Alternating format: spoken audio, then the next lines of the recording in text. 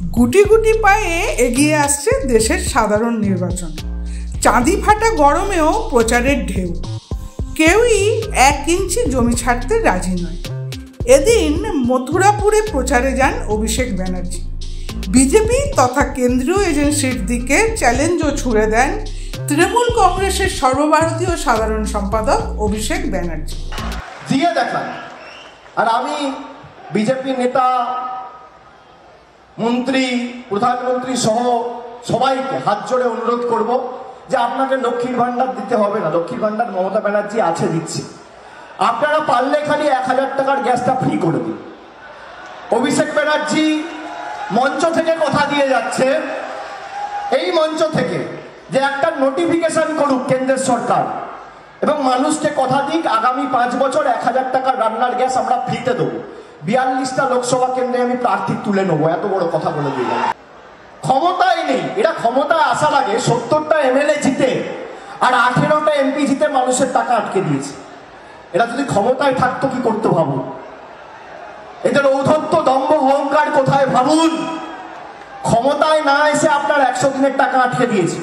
1 মাস আগে আপনি 100 দিনের টাকা পেয়েছেন। কে দিয়েছে? মমতা ব্যানার্জির রাজ্যের সরকার দিয়েছে। 59 লক্ষ শ্রমিকের প্রাপ্য টাকা 2 বছর ধরে গায়ের জোরে আটকে রেখেছে, আমাদের সরকার মিটিয়েছে। আমরা কথা দিয়েছিলাম আপনারা নিজের অধিকারকে সামনে রেখে ভোট দিন। আপনারা ভোট দিয়েছেন গত পঞ্চায়েত নির্বাচনে, কেন্দ্রীয় বাহিনী দিয়ে ভোট হয়েছে, সর্বত্র তৃণমূল জিতেছে, জোড়াফুল ফুটেছে। এবারও কেন্দ্রীয় বাহিনী দিয়ে ভোট হবে, মানুষ জবাব দেবে। তাদের সাথে সব আছে, বিজেপির সাথে সব আছে, খালি মানুষ নেই। আর তৃণমূলের সাথে কিচ্ছু নেই, খালি মানুষ আছে। সেই জন্য তৃণমূলকে হারানোর ক্ষমতা তোমাদের নেই।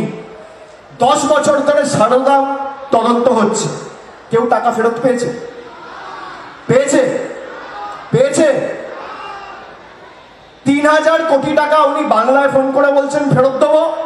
আবার তামিলনাড়ু, কেরালার প্রার্থী TN সারাসুকে ফোন করে বলছেন ফেরত দেবো। তার মানে 3000 কোটি তিনি তামিলনাড়ুতেও ফেরত দেবেন, বাংলাতেও দেবেন, কেরালাতেও দেবেন। সারা ভারতবর্ষ জুড়ে তিনি 3000 কোটি টাকা ফেরত দেবেন। ভারতবর্ষের জনসংখ্যা কত? কত? 140 কোটি। তার মানে 3000 কোটি টাকা যদি প্রধানমন্ত্রী ফেরত দেয়, এক একটা মানুষ কত টাকা পাবে জানেন? 21 টাকা। 21 টাকা দিয়ে আপনার 5 বছরের ভোট চাইছে। এদের ফাঁদে পা দেবেন? যে মেঘনাদের মতো মেঘের আড়াল থেকে না লড়ে ইডি CBI হয়ে প্রার্থী হয়ে দাঁড়াক। ডায়মন্ড হারবারে তো প্রার্থী পাচ্ছে না, ইডি ডাইরেক্টর দাঁড়াক, CBI ডাইরেক্টর দাঁড়াক। অনেক লড়াই তো করেছে, অনেক কল্পিবাহকতা এদের করেছে। মেঘের আড়াল থেকে লড়াই করার দরকার নেই, সামনাসামনি লড়াই করুন। 4টে আসন খালি রয়েছে। আমি বলবো একটা ইনকাম ট্যাক্সের ডাইরেক্টর, একটা CBI এর ডাইরেক্টর, একটা NIA এর ডাইরেক্টর, একটা ইডির ডাইরেক্টর। এই 4টে লোককে দাঁড় করান।